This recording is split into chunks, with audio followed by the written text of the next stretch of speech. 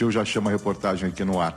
Nós tivemos acompanhando na porta da delegacia o desespero de um casal de pais jovens, né? Ele talvez ali uns 30 anos para menos de 30 anos, tanto ele quanto ela. O homem, ele estava, se você é pai, nada, você vai entender, ele estava sentado assim numa mureta, né, Emerson, em frente à delegacia, desolado,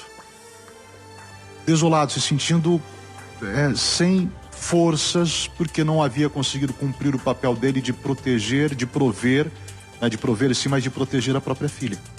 A mãe também estava ali tentando achar uma explicação do porquê isso veio acontecer. Mas são respostas e são coisas que aconteceram que não envolve, né, o cuidado do pai e da mãe. Nós estamos falando de um caso de uma menina de 3 anos de idade que foi molestada sexualmente pela irmã da babá dela.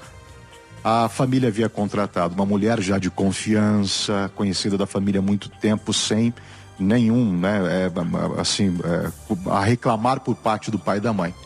Mas ela levava a criança para casa e nessa casa tinha a irmã de 17 anos de idade.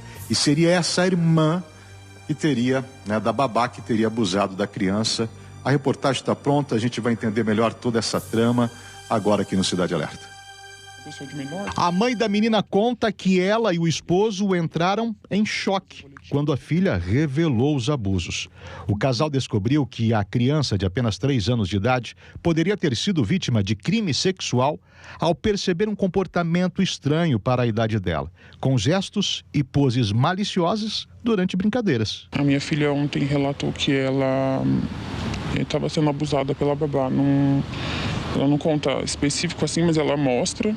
Aí perguntei se alguém já tinha visto, aonde que acontecia, e ela fala com detalhes tudo. A suspeita de praticar os abusos é uma adolescente de 17 anos, irmã da babá da criança. Eu fiquei em estado de choque mesmo, porque o que você vai fazer?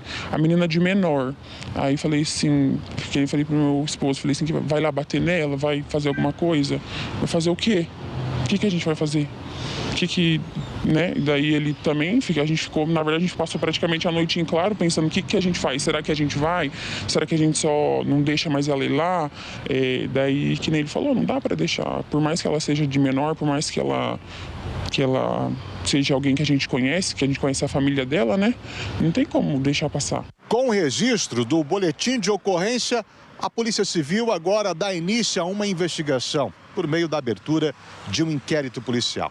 A menina de apenas 3 anos ainda deve passar por exames de corpo de delito no Instituto Médico Legal e ser ouvida por uma equipe de psicólogos do NUCRIA, o Núcleo de Proteção à Criança e ao Adolescente Vítimas de Crimes da Polícia Civil de Maringá. A gente foi no NUCRIA, daí ela até ouviu a gente lá, mas ela falou que como é uma pessoa de menor que fez o ato, precisava vir aqui na delegacia primeiro para fazer o boletim, para depois ela ser ouvida lá no NUCRIA, né, que é para ela mesma ser ouvida, né. As últimas horas foram difíceis para os pais da menina diante da possibilidade da filha ter tido violado o que tem de mais valioso, o corpo e a inocência. Eu ainda tô assim anestesiada, porque você fica pensando assim, você sai para trabalhar e deixa a filha achando que você vai estar deixando com alguém de confiança, tanto é que ela fala, nossa, eu amo muito elas. Ela fala assim que ela gosta de estar lá.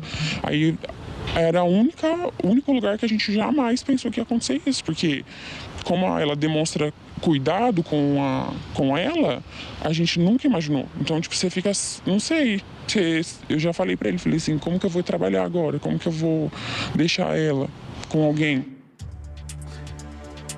Rapaz do céu. Ô, Jota, 2 casos, e aí eu vou confessar a você, cada vez mais eu perco a fé no ser humano, perco a fé na humanidade diante do que a gente vem mostrando aqui.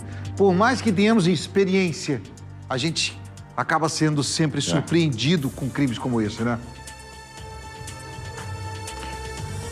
A gente acaba ficando chocado, né, Nader? Com o passar do tempo da profissão, a gente começa a se sensibilizar ainda mais com o outro lado, aquela posição da vítima, né? Porque não é só a criança vítima desse crime, os pais também. É um casal jovem, né? E como eu disse lá, na hora de chamar a reportagem, eles estavam se culpando pelo que aconteceu, mas não há como você atribuir culpa ou responsabilidade alguma ao pai e à mãe. Eles estavam cumprindo o papel dele. O desvio de personalidade é dessa adolescente de 17 anos. Então a gente não tem como prever essas coisas, né? Não tem como. E estava no vínculo de confiança da família, que é o ambiente onde mais acontecem esses casos, principalmente com crianças. Nesse ambiente, nesse vínculo de confiança, de convivência da própria família.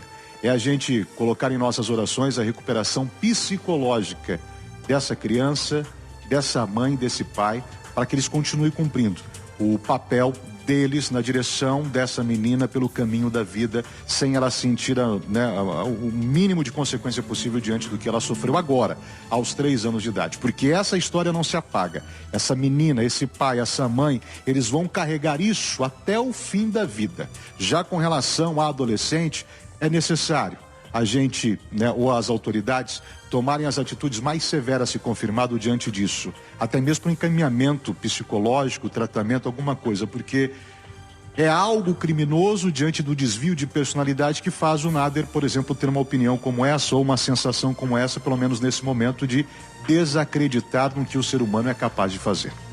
Exatamente. E se você quer denunciar, ser a voz de crianças e adolescentes, aqui em Maringá, o telefone 125 entrou em vigência essa semana, já está valendo. Se você quer denunciar crimes contra criança e adolescente, em Maringá, J 125. Ou se você é de outro município, não quer se identificar, mas quer ser a voz de crianças e adolescentes, Disque 100, que foi o telefone colocado pelo Ministério Público.